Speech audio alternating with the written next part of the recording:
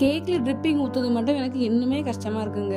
ஏன்னா கனாஷ் வந்து ஒன்று திக்காகி ட்ரிப்பே ஆக மாட்டேங்குது, இல்லைன்னா கொஞ்சம் வாட்டர் மாதிரி ஆகி அது வந்து ஓவராக ட்ரிப் ஆகுது.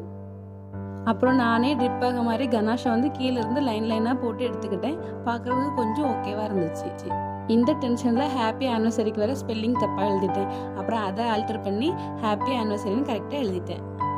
இந்த கேக் என் தம்பியோட ஃப்ரெண்டு கொடுத்த 3வது கேக் ஆர்டர்.